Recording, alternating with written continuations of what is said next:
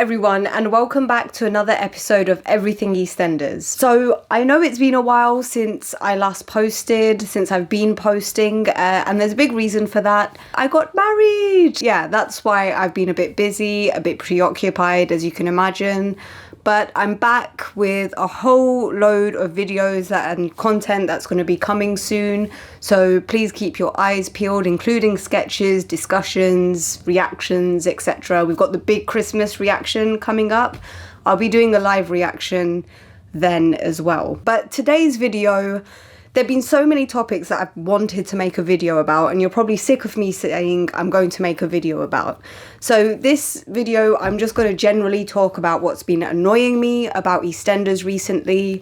And yeah, we'll get into that. I'll just summarize a few of my key points. And based off that, there will be some deep dive videos, but yeah, they're going to take a while to research, film, etc., edit. So bear with my little rant video for now. My main issues recently. Number one on the list. Now look, I know EastEnders is never going to be a massively socialist show, okay? But it recognises, I think the show recognises itself, its producers, etc., recognise the duty that the show has.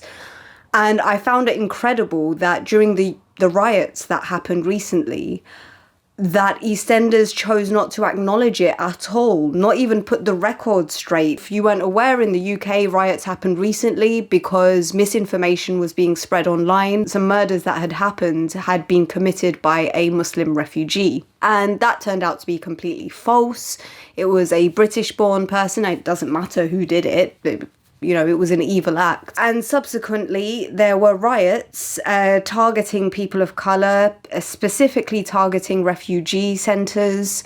So I find it incredible that EastEnders film new scenes when things like the general election, football results, didn't think to have a 2-minute clip just addressing this and putting the facts straight and putting the record straight. And this sort of leans into my next point. You'll see most of my points kind of lean into each other. EastEnders presents itself recently, in my opinion, as being a very socially aware soap.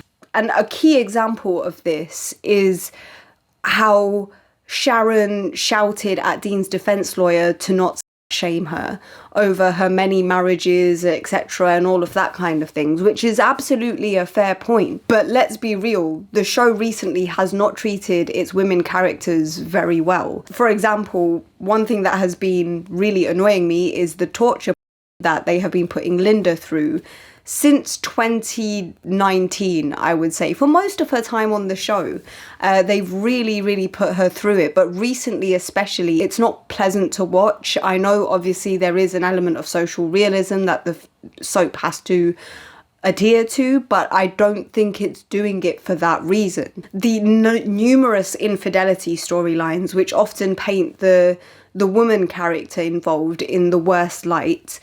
So for example, Stacey and Jack's storyline, you guys all know my opinions on that.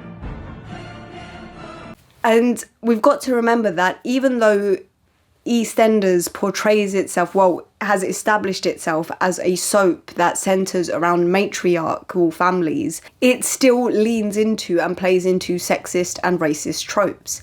And I don't think anything is more explicit than that, than the Cindy and Junior affair storyline. This is perhaps one of the biggest things annoying me right now about EastEnders.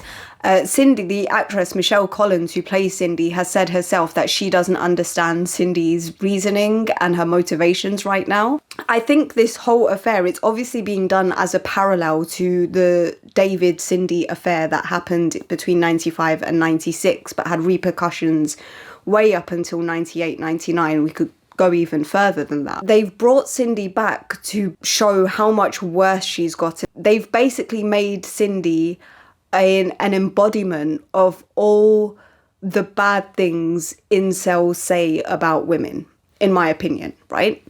So in the 90s, when Cindy had her affair storyline, yes, she was shown as being a multiple cheat. David wasn't the first time she had cheated on Ian, but it was more nuanced then, okay? So we felt bad for Cindy because even though Ian had accepted her back after the whole Simon, Ian, Stephen, who's the daddy bit debacle, he would constantly remind her of that, you know? He would constantly remind her of, you were nothing when I brought you back, when I accepted you back, and now look at you.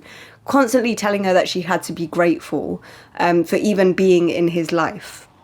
Which, look, if someone's hurt you that bad, just get them out of your life. There's no need to keep them around and make yourselves both miserable, right? So Ian was very unsympathetic in that sense. He also sexually harassed his employees when he was running a catering business, quite openly in front of his wife.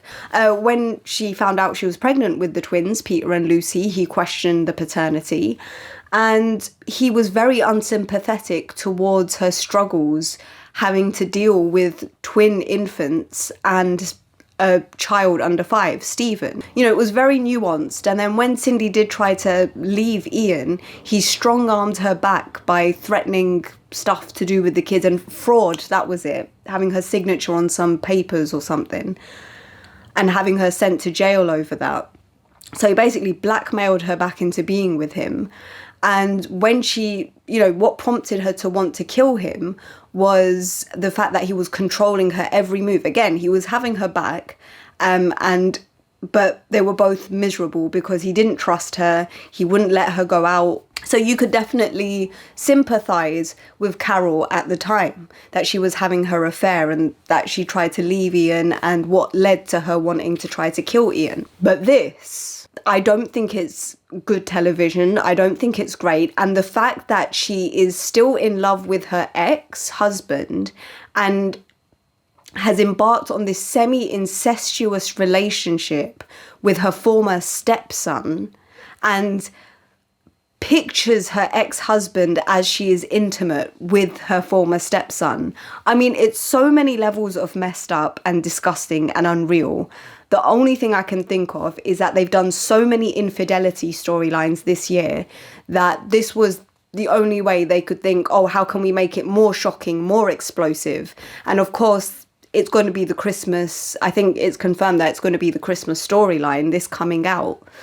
When we look at Junior as well, the fact that he was portrayed from the offset as being a player, a man who cheats on his wife with no consideration for his wife and child. It's such a common stereotype around black men of being players, of being studs, of being sexually promiscuous, and also having tremendous sexual prowess as well.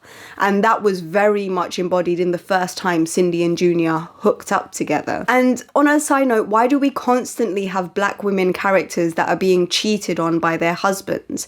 And specifically, they are often cheated on with white women. It's kind of pushing the idea, an ideal of femininity that centers around whiteness and white femininity. But that's a whole other discussion. I am going to make a different video surrounding that topic. But yeah, so like I said, leans into racist and sexist tropes. And leaning into the next thing that I hate about EastEnders right now. Why are the action scenes all so bad? I mean, it was quite obvious when it became really apparent, but it's been apparent for a couple of years. The Cindy Kojo, when Kojo fell. Everyone was saying at the time how it's basically prime meme material. I think the one exception of action scene that's been done well is the Jack and Martin fight that happened earlier this year. But even that was okay. It wasn't great. The reason I bring this up is, so a while ago, my friend and I, we were in Japan, and one night we wanted to watch some EastEnders. So we found an old episode from the 80s, I think. And it shows a scene where Mehmet Osman is being beaten up by Dirty Den and other people of the firm, I think, or maybe it's just Dirty Den. And he's doing it in the middle of the square gardens, and you don't actually see it. You just hear Mehmet like crying out and as he's being beaten. And that was such an incredibly gritty and well done scene. And it shows, you don't have to do much for it to be effective. And I cannot fathom why EastEnders are doing action scenes in this almost pantomime way. Another prime example is the fight between Girit and Ravi a couple of years ago, Not only was that whole scene so badly choreographed, but also I found it completely unnecessary for Kirat's turban to come off. I mean, look, I'm not Sikh, so I don't speak for the Sikh community or anything like that. I thought it was disrespectful. If you are Sikh and have different opinion, please let me know. But I didn't think that was necessary, and it was just done for shock value of, oh look, his turban has come off. Really super disrespectful, in my opinion. I don't know what the actors thought of it and who wrote that scene and who thought of it. I'm particularly worried about the action sequences being bad because we have the live action episode coming up. Come on, like the 2010 live action episode was so iconic. They really need to up the ante. This is 40th anniversary, so I hope they don't disappoint. There have been other things that have annoyed me, but I feel like this is going on a bit too long, so I'll just make another video at some point. And I've been very negative, so I'll try and talk about the things I am really enjoying about the show at the moment. So number one, whilst I think Nish's escape storyline has been completely unnecessary, ridiculous, drawn out, farcical at some points, I think the scene, the episode and the build up to him handing himself in was done very well. And especially Avani proved herself to be a fantastic actress and great potential for a long-term character. David and Bianca's returns have instantly made the show more watchable and more interesting and great. So please, more of them. Bring David back permanently if you can. And I hope Bianca is coming back permanently. I'm annoyed that she's been forgotten about during this whole Reese storyline. And I think that's gone a bit weird as well. They are both great actors, great characters. I want to see more of them, please. So that's everything. That's this video. There's more stuff coming up, like I said. Obviously I've got shorts and little reactions going ahead. If there's anything you'd like me to talk about, then please mention in the comments and I'll do my best. Otherwise, thank you for watching, and please like, please subscribe, and I'll see you in the next video.